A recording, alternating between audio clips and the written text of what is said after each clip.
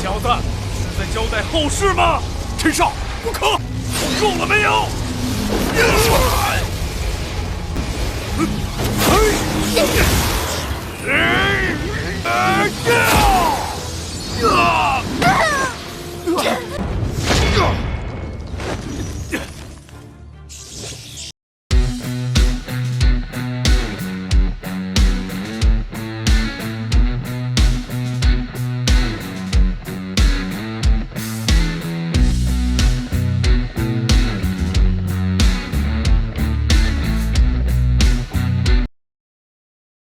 ？Halo guys, balik lagi di channel Bumbu Film.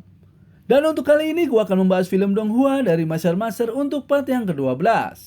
Dan bagi kalian yang belum nonton video-video sebelumnya, kalian bisa cek di deskripsi. Dan mari kita langsung saja ke alur ceritanya. Di episode kemarin, Qin Zhen sedang diserang oleh tetua dari faksi Guxian dan para tetua lainnya. Presiden Dongfang dan tetua Valium Xiaoyan pun datang untuk menolong Qin Zhen, namun mereka diserang oleh beberapa tetua dari faksi Guxian. Di saat itu juga Qin Zhen diserang oleh ketua faksi Guxian yaitu Tuan Nianzhuo. Qin Zhen pun langsung mengeluarkan formasi yang sangat kuat yaitu formasi aura sejati, yang membuat semua terkejut dan membuat Kaisar sedikit kecewa terhadapnya. Karena Qin Zhen tidak mengeluarkan formasinya sejak awal ia datang. 怎么回事？这是阵法。本宗不是。这个秦神既有如此大阵，为何不早些施展，令阵受如此？ Tuan Nianzhuo pun kewalahan karena tidak bisa menembus formasi aura sejati Qin Zhen. Lalu salah satu dari tetua dari faksi Guxian ia adalah master formasi dan ia tahu formasi apa yang telah digunakan oleh Qin Zhen. Ia mengatakan kepada Tuan Nianzhuo untuk tidak melanjutkan dan menghancurkan formasinya karena akan sia-sia. Ia pun langsung melihat formasi Qin Zhen yang ternyata formasi itu adalah formasi besar 99 vitalitas yang merupakan formasi pertahanan tingkat 4 yang hampir tidak mungkin bisa ditembus oleh siapapun. 这是一个99升息大阵，乃是4阶顶级防御，不过是精心准备的99升息大阵，以属下修为几乎不可。宗座长老，你可破开此阵。 Namun formasi Qin Zhen dibuat secara tergesa-gesa, yang kemungkinan bisa ditembus kalau diserang secara bersama-sama. Mereka pun langsung melakukan penyerangan terhadap Qin Zhen secara bersama-sama. Di sisi lain dari gerbang kerajaan Qi, ada sesosok pria yang datang dengan menunggangi kudanya, dan ia adalah Raja Dingwu, atau Tuan Qin Batian, dan ia adalah kakek dari Qin Zhen. Ia pun akan memasuki wilayah kerajaan Qi. Lalu pengawal gerbang itu pun seketika kaget melihat kedatangannya. Dan Raja Dingwu pun telah masuk ke dalam kota. Semua orang pun menyambut dan sangat senang dengan kedatangannya. 若非远志传消息过来，恐怕我要到死的那天才会回到这。 Dan ia mendengar ada seseorang yang mengatakan kalau keluarga Qin-nya sedang diserang oleh faksi Guxian. Lalu Raja Dingwu pun sangat marah dan langsung pergi untuk menemuinya. Kita kembali ke Qin Zhen. Beberapa tetua dari faksi Guxian pun sedang mencoba menghancurkan formasi jiwa Qin Zhen. 金木水火土。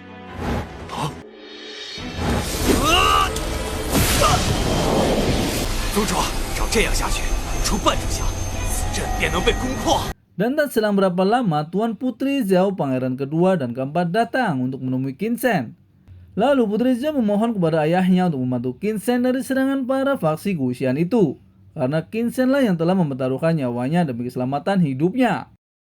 Di saat ia diserang oleh orang dari faksi Guxian di pemandian kolam roh darah. Namun sang kaisar pun bimbang dan tidak menyetujuinya, karena ia tidak bisa berbuat apa-apa. Dan sama sekali bukanlah tandingan dari Tuan Nianzhuo. 当初秦晨对聂无极和曹恒下手，是为了救女儿性，这不是人君所为，更有失我皇室风范啊！ 住嘴！你知道自己在说什么吗？ Di saat itu juga, Tuan Putri bersikeras akan menolong Qin Zhen sendiri. Namun tiba-tiba sang kaisar menyuruh pengawalnya untuk melumpuhkan dan membuatnya pingsan karena takut terjadi apa-apa kepada putrinya.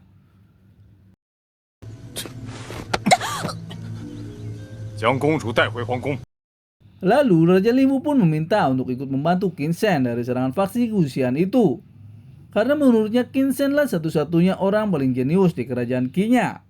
Dan jika ia mati, kerugian kerajaan Qi-nya tidak terukur. Dan pangeran kedua angkat bicara mewakili ayahnya. Ia mengatakan ayahnya tidak bisa membantunya dan tidak bisa menyelamatkan hidupnya karena kesenjangan kekuatannya. Tuan Putri dan pangeran pun dibawa pulang pengawalnya demi keselamatan hidupnya. Raja Lingwu pun hanya menghela napasnya karena ia juga tidak bisa membantunya.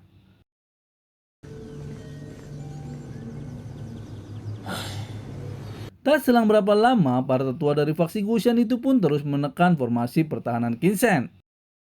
Presiden Dongfang dan Nyonya Xiaoyan pun akan menyerang ke arah Tuan Nian Shuo demi keselamatan Qin Shen. 好，阵法要破了。为今之计，只能拼死一战了。 Di saat itu juga Qin Shen tahu bahwa formasinya akan hancur olehnya. Dan ia mengatakan untuk para tetua lebih baik mundur dan jangan ikut campur dalam pertarungannya melawan Tuan Nian Shuo. Dan ia meminta kepada semua para tetua dari kerajaan Qi-nya untuk menyelamatkan ibunya. Dan jangan mengorbankan yang tidak perlu. Lalu ia juga mengatakan ia tidak akan kalah dengan mudah oleh Tuan Nian Shuo. 大军出现裂纹，及时撤退，不要恋战。 一定要保护好我娘亲，不要做无谓的牺牲。小畜生，现在看你还怎么躲！姐，够了没有？ Formasi pertahanan Qin Shen pun telah hancur dan Tuan Nian Shuo langsung menyerang ke arah Qin Shen. Namun Tuan Dongfang dan Nyonya Xiaoyan langsung menyerang ke arah Tuan Nian Shuo dan Nyonya Xiaoyan meminta Qin Shen untuk melarikan diri. 陈少，快走！ Namun Qin Shen bukanlah pecundang ya guys, ia pun bukan melarikan diri melainkan ikut menyerang ke arah Tuan Nian Shuo. Akan tetapi Tuan Nian Shuo memang mempunyai kekuatan yang luar biasa.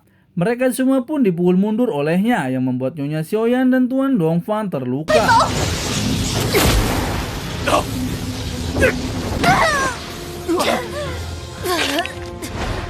Tuan Nian Shuo pun mengatakan dengan sombongnya, siapa lagi yang bisa menyelamatkan Qin Shen? Dan Qin Shen pun bersiap-siap untuk pertarungan hidup dan mati melawan Tuan Nian Shuo. Di saat Tuan Nian Shuo ingin menyerangnya, tiba-tiba kakek Qin Shen atau Raja Dingwu pun datang dan langsung melemparkan pedangnya yang membuat Tuan Nian Shuo terpental. Ia pun sangat kaget dengan serangan Raja Dingwu. 这下看还有谁能救你！ 谁敢动我外孙？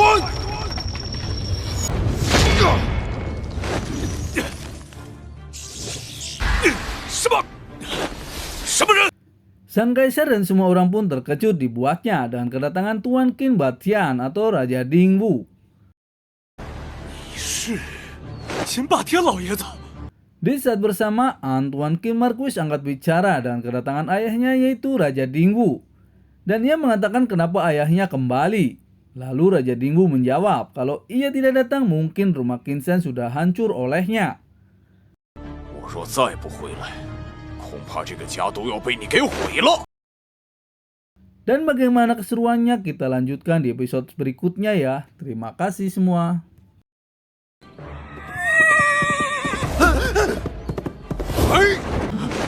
父亲，您怎么回来了？